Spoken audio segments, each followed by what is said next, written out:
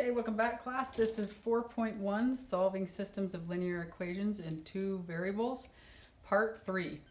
This Part 3 is going to go over the method of solving systems. It's called elimination. Some people call it elimination, some people call it addition. Those are the same. So if you ever hear somebody say, oh, use the addition method, it's the same as the elimination method. Okay, so with the elimination method, our first step is that we want to get both equations in this format where we have x lined up, y lined up, and the constant lined up. So if there's any simplifying you need to do or moving around to get it in this format, clearing of fractions, you want to do all that before. The second step is that you want to choose one variable in both equations and make them additive inverses. Real quick, let's remember what an additive inverse is. An additive inverse is the opposite on the number line. So if I had 0 and I had the number 5, the additive inverse would be -5. Okay, so the reason why we want them to be additive inverses is because when we add, we want them to sum to 0. When they sum to 0, then we will eliminate a variable. So for this one, I'm going to check out both. I'm going to say, well, 3 and 4, that sums to 7. But -1 and 1, oh, that sums to 0. So this is clearly the variable I want to eliminate based on these equations. So since they're additive inverses already, I can just take this and say, oh, well, that's going to give me a 7x. That's going to sum to 0, and I'm going to get equals 7. Check this out. There's a super quick, slick method. This is my favorite method. I can now divide by 7 and get that x equals 1. I already have my x point, and I know that these lines intersect because I got a value for x. Okay, so what we did is, again, we chose one variable in both equations and made them additive inverses. They are already that way in this case. Then we add the equations together. When we add the equations together, then we solve for the value. In this case, it was for x, or for the variable. Okay. And then I've got my x. Now I'm going to substitute this value back into an original. The easiest original to substitute this back into, this value for x, is probably going to be this one because this is a positive y. So I'm going to say, well, when x is 1, what is y? Well, that's a 4, so I'm going to subtract 4 from both sides, and y is 2. Great. So now I have my x coordinate, which is 1, and my y coordinate, which is 2. I'm always going to write my solution as an ordered pair. Okay, and also I should be able to check this. Now, I'm not going to check right now. You can watch the previous video from 4.1 part 1 to see how to check. But by checking it, I'm going to substitute this value for x and this value for y into the original equation, see if it's true, and do it in the second equation, and if they're both true, then it is checked, and indeed the solution is the point where they cross. So again, this is the point where these two lines intersect.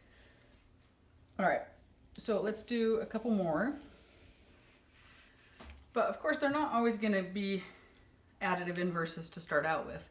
So let's say instead I have a 2x minus 5y is equal to 6, and a 3x minus a 4y is equal to 9. So both equations check off, and they're both in this format, the ax plus by equals c. Now I want to choose one variable from both equations and make them additive inverses. Well, I could choose x's or I could choose y's.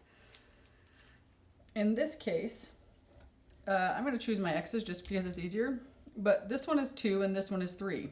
So what I'm going to ask myself here is, what is the smallest number that both 2 and 3 go into?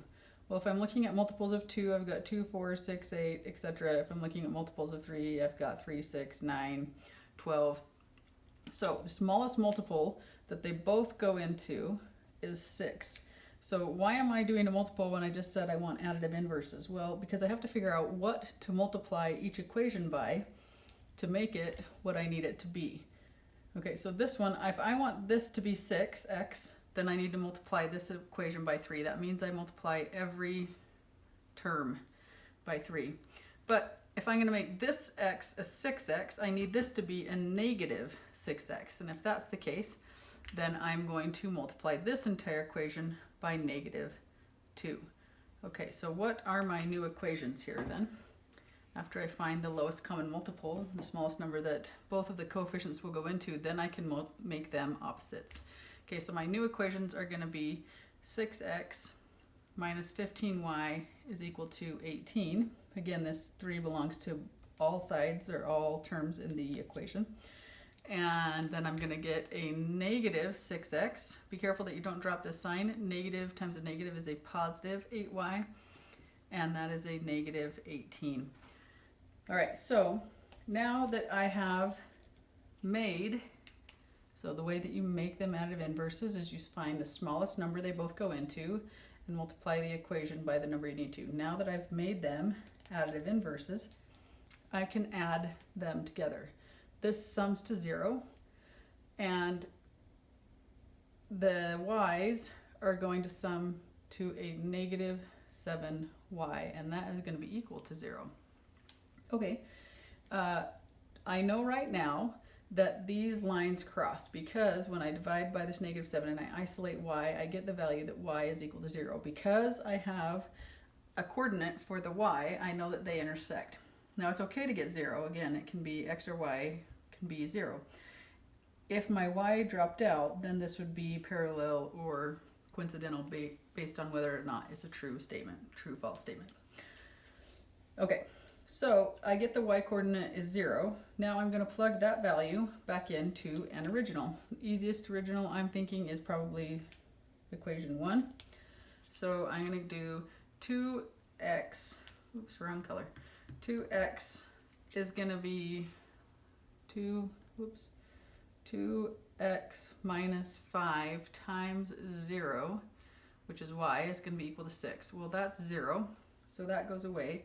Divide both sides by 2, and we get that x is equal to 3.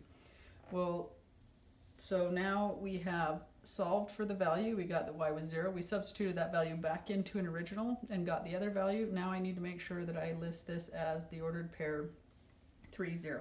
So again, this is one unique solution. That means these lines cross, and this point is the point where those lines cross. And you can check this. All right, so that is how we get additive inverses.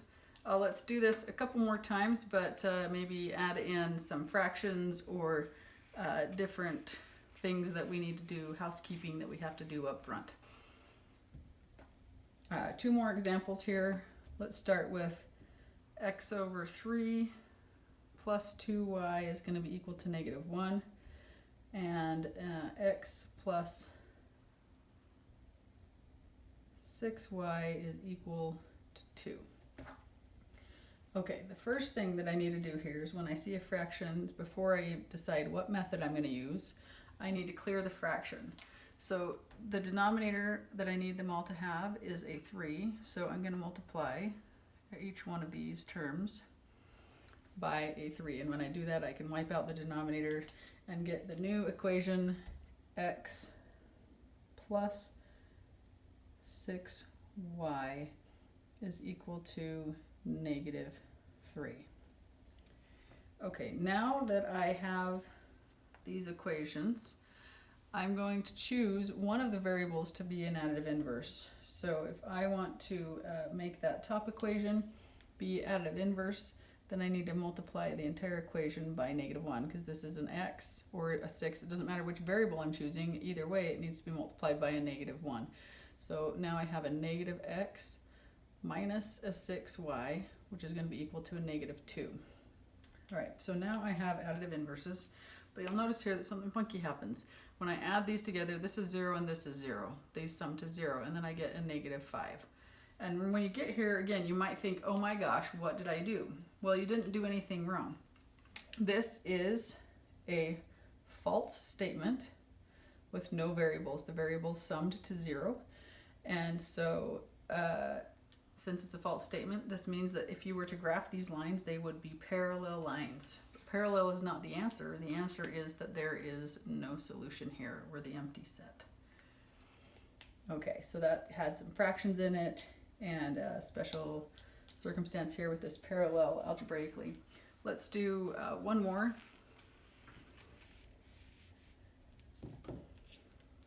Let's do 4x minus 7y is equal to 10. We'll do a negative 8x is equal to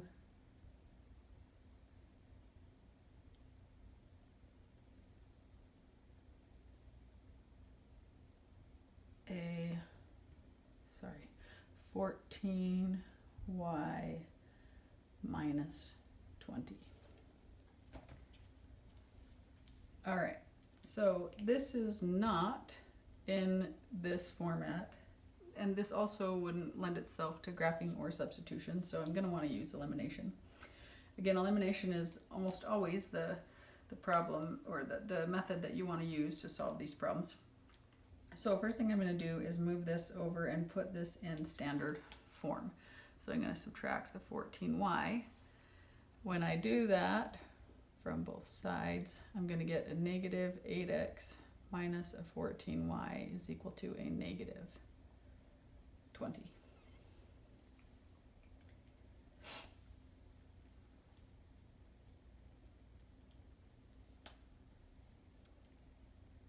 All right. Actually, I think this was supposed to be negative, so we would add. Sorry, I copied this original problem down wrong. This was going to be equal to a negative. Okay, so we would add the 14 to both sides. So we get a negative 8x plus a 14y for this equation. All right, there we go. Now we're good.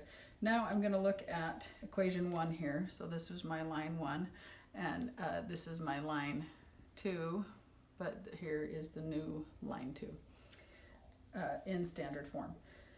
Okay, so if I wanted to choose my x's to be opposites, this one is 4 and this one is negative 8. I need this one to be negative 8. So I'm going to multiply both sides, or all of these, by a negative 2. Oh, sorry, by a2, good grief. 8x minus 14y is equal to 20. And when you stop and look at these equations, you'll notice here that every single one of these are additive inverses. They all sum to 0. So what happens when you sum these is you're going to get 0 equals 0. And you're going to be like, wait a second, does that mean x is 0? Does that mean y is 0? No, it doesn't mean either of those things. It means that this is a true statement with no variables. There's no x and no y. They sum to 0, so they disappeared. So I have a true statement, so that means that these are actually the same line. So this has infinite solutions, but it's not, again, that every point is a solution, because there are points that do not lie on these lines. But these are the same lines. So how do I say this is the solution? Well, the way you say this is you say x and y are such that, then you'll just say the first, this is that bar, this first equation, that anything that lies on 4x minus 7y is equal to 10 is a solution. Any point that would make this statement true would be a point that would make both of these statements true. And now I want to take just a second and talk about when you should use which method going forward. So here's just some strategy. This is not a set in stone thing. This is just how I would recommend thinking about this. I would say that if you have a problem, say it's like 2x plus y equals 5, and I don't know, negative 7x minus 2y is equal to 10 or something like this. If you have a problem that has a coefficient of 1, any of these have a coefficient of 1, I would say that you could use substitution. Substitution might be the quickest method. It would be one step to solve for y, and then you could substitute. Okay, so if the coefficient of one of the variables in one of the equations is 1, that's a good time to use substitution. The only time I would use graphing is if both equations were in slope-intercept form. So say like they were in this format. Okay, if both of my equations that were given were in slope-intercept form, and these are whole numbers, then I would graph. Okay, So graph if you're in slope-intercept form, use substitution if it's one step to get to X or Y. All other times, I would say that elimination and addition are the best methods. Elimination/addition. It'll be the quickest, easiest way, and you don't have to graph. Graphing also, even just because these are nice whole numbers, does not mean that they cross at a whole number point, so it's really hard to tell where they cross. So I would say, in order of preference, I would use elimination or addition first, then I would use substitution second, and then graphing very last. In fact, I would only use graphing if I were told to use graphing. So hopefully those are helpful hints, and we will see you in class. I guess I will see you. Ha.